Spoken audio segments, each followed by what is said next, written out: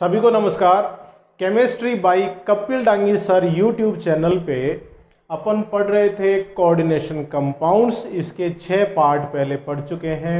आज अपन इसका पार्ट 7 पढ़ेंगे। इसके पार्ट 6 से अपन पढ़ रहे हैं बॉन्डिंग इन कोऑर्डिनेशन कंपाउंड्स।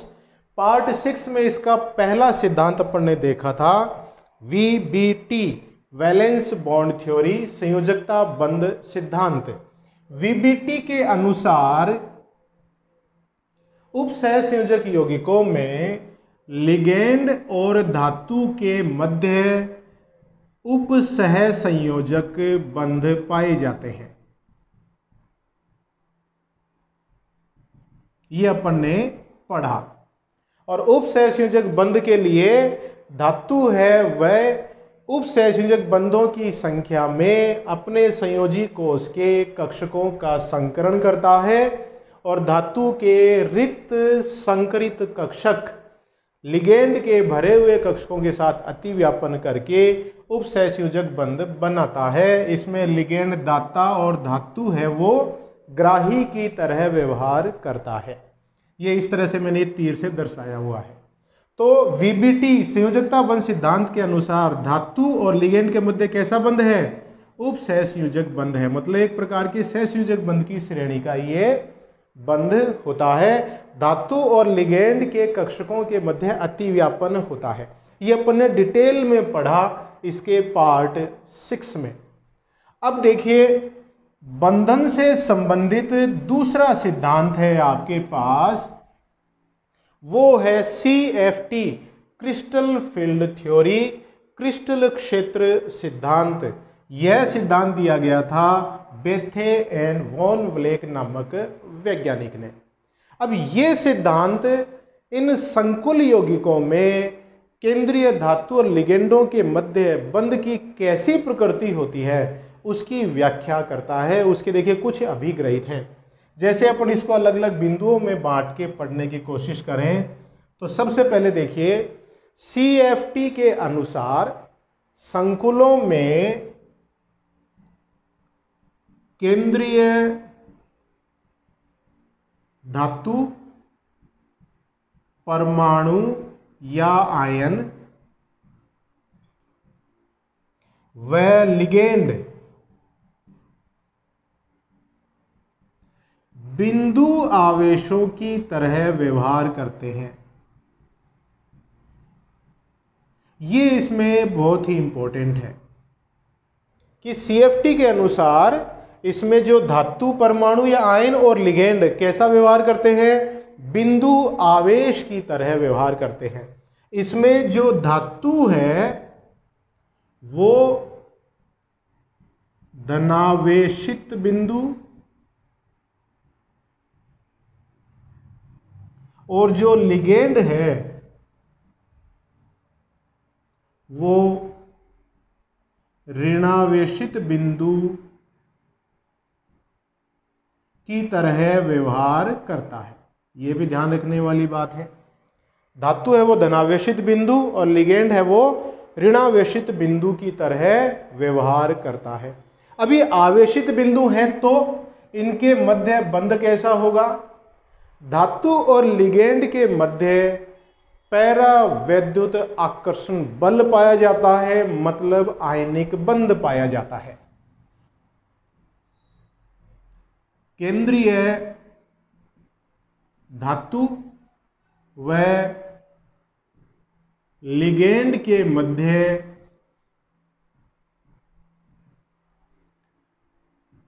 पैरावैद्युत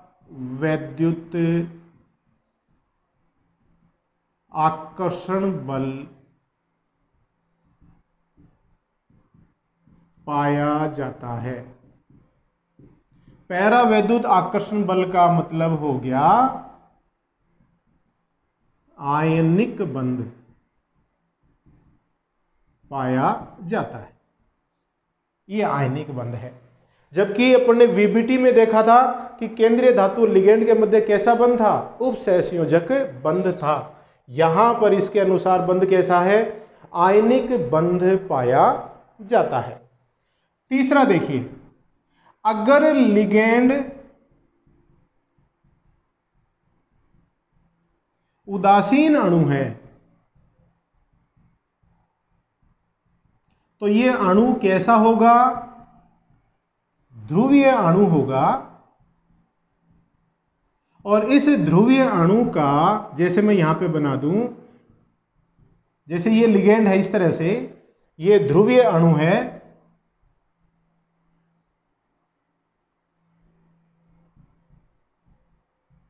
ध्रुवीय अणु, और ये धातु है जो धनावेशित बिंदु आवेश की तरह व्यवहार कर रहा है, और ये कैसा है? लिगेंड है।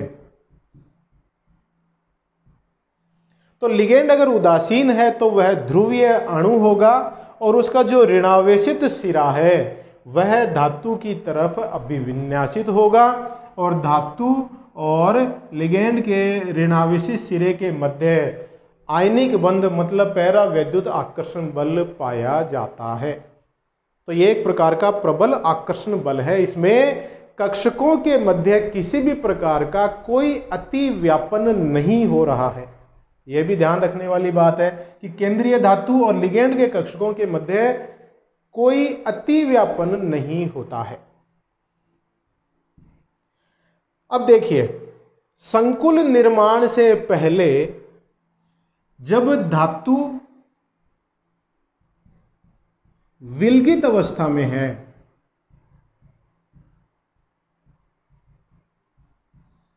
विलगित अवस्था में है, तो क्या होता है?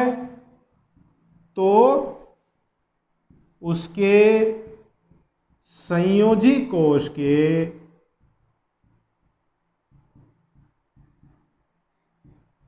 पांचों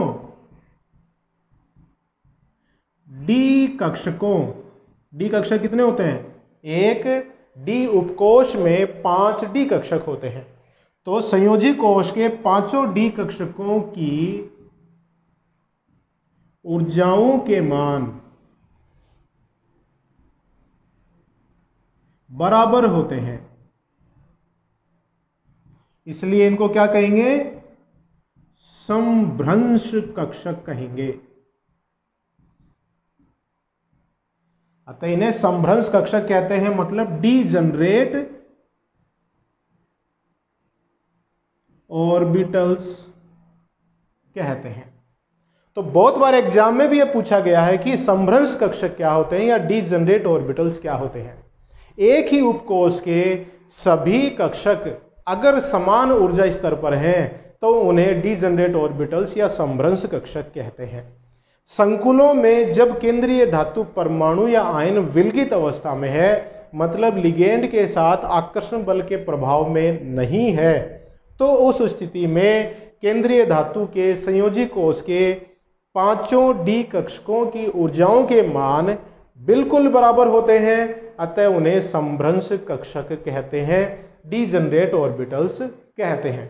अब ये तो कौन सी स्थिति में है? जब लिगेंड है वो धातु के साथ आकर्षण बल से नहीं जुड़ा हुआ है। लेकिन अगर मान लो लिगेंड है वो केंद्रीय धातु के साथ आकर्षण बल से जुड़ता है या केंद्रीय धातु की तरफ अप्रोच करता है, तो लिगेंड के प्रभाव से जो धातु के संयोजी कोश के पांचों डी कक्षक हैं उनकी ऊर्जाओं के मान बिल्कुल बराबर नहीं रह पाते हैं। तो क्या होता है? लिगेंड की उपस्थिति में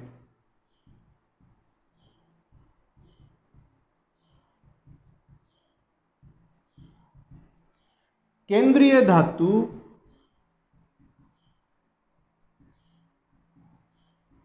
के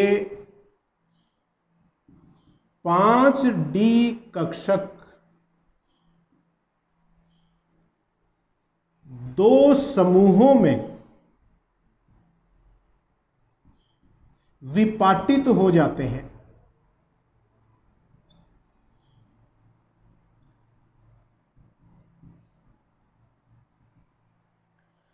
लिगेंड की अनुपस्थिति में जो 5 डी कक्षकों की ऊर्जाएं बराबर थी, एक ही ऊर्जा स्तर पे थे, वो लिगेंड की उपस्थिति में क्या होंगे?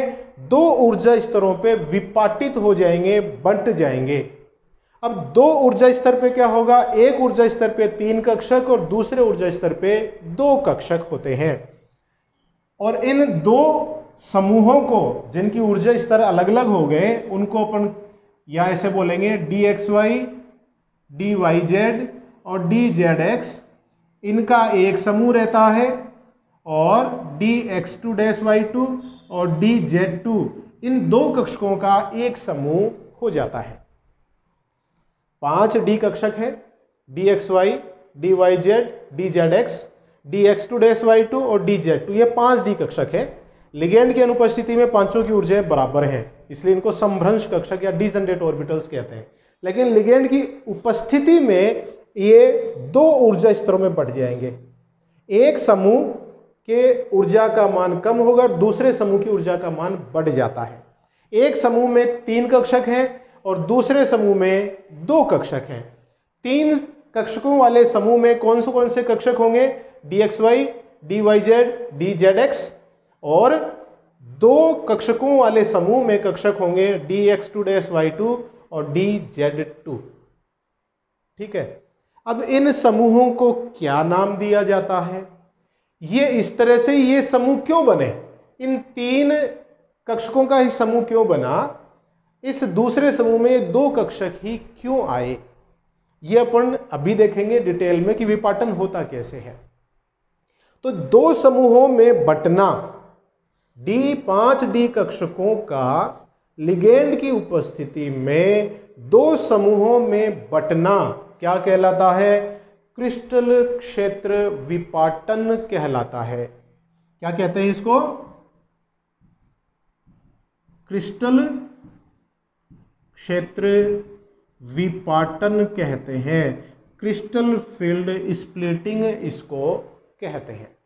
अब ये स्प्लिटिंग हुई कैसे, क्यों हुई, 3 का समूह क्यों बना, दूसरा 2 का समूह ही क्यों बना, उस पर चर्चा करने से पहले अपने को इन 5 डी कक्षकों की आकृति का ज्ञान होना बहुत आवश्यक है। तो विपाटन को पढ़ने से पहले अपन इन डी कक्षकों की आकृति को पढ़ते हैं। देखिएगा, जो डी कक्षक होते हैं उनकी आकृति कैसी होती है, डबल डंबल, 2 डंबल जैसे आपस में केंद्र से जुड़े हों। डंबल जो एक्सरसाइज करने वाले डंबल होते हैं ना जिम में, उन डंबलों की डबल डंबल, 2 डंबल जैसे आपस में जोड़ दिए वैसी आकृति होती है। जैसे मैं यूं बोलूं, इस तरह की आकृति होती है डी कक्षकों की। यह है डी कक्षक, आकृति कैसी है, डबल डंबल। अपन पढ़ रहे हैं डी कक्षकों की आकृति।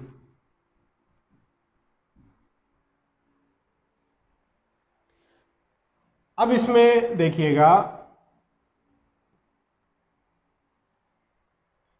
5 प्रकार के डी कक्षक होते हैं, 5 प्रकार के, dxy, dyz, dzx, dx2-y2 और dz2। ये 5 प्रकार के डी कक्षक हैं। इनकी आकृति अपन देखते हैं।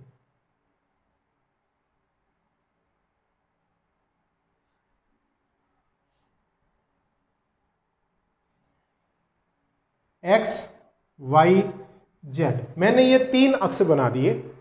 एक्स, वाई और जेड तीनों अक्ष एक दूसरे के लंबवत हैं। सबसे पहला कक्षक ले रहा हूं मैं D X Y. D X Y कक्षक क्यों बोलते हैं, क्योंकि इसकी जो पालियां हैं वो एक्स वाई तल में है। इसकी जो पाली है वो कहाँ है, एक्स वाई तल में। जेड तो आपकी तरफ है यूं, तो इसकी जो चारों पालियां हैं वो कौन से तल में हो गई, एक्स वाई तल में, इसलिए इसको कहते हैं डी एक्स वाई। दूसरा जो डी कक्षक है उसको अपन यूं बना सकते हैं, ये वाई ये z और ये x। तो दूसरे वाले कक्षक की जो पालियां हैं वो कौन से तल में हैं? YZ तल में है, इसलिए इसको कहते हैं DYZ, दूसरे प्रकार का कक्षक। तीसरे प्रकार के कक्षक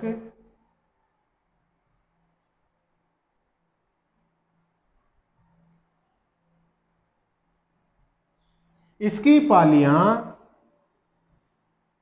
XZ तल में है, इसलिए इसको कहते हैं DZX बोल दो, चाहे DXZ भी बोल सकते हैं आप।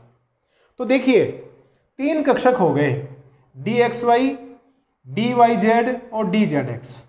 मैं यहां पे वापस लिख दूं, DXY, DYZ और DZX 3 कक्षक हैं। इनकी पालियां अक्षों के मध्य स्थित होती है।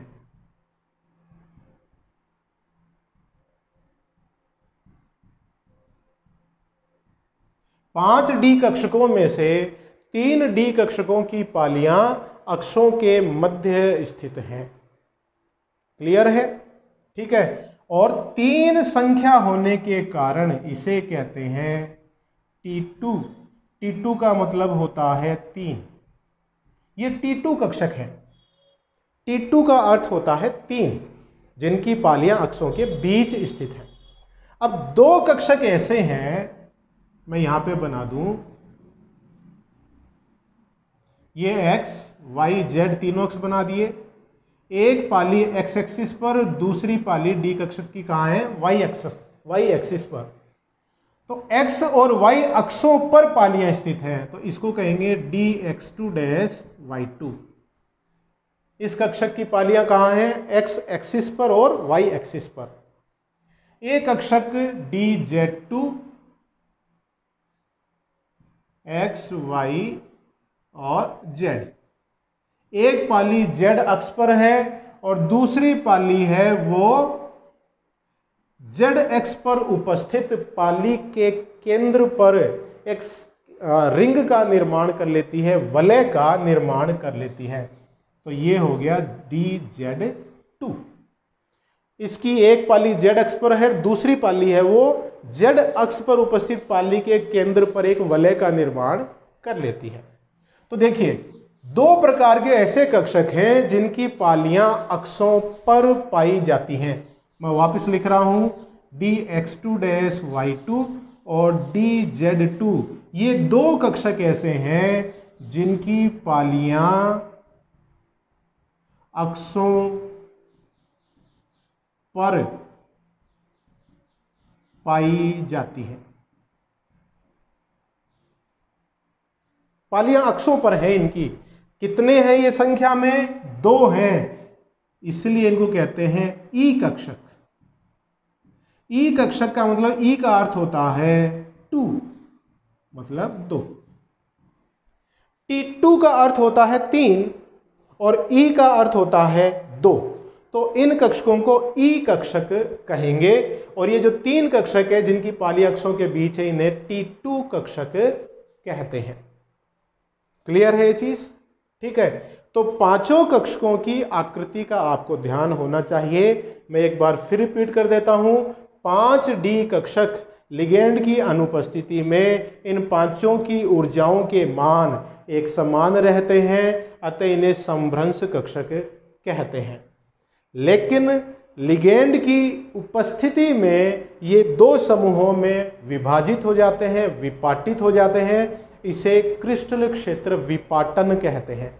एक समूह में 3 कक्षक होते हैं, 3D कक्षक हैं, जैसे dxy, dyz, dzx, ये एक ही समूह में रहेंगे।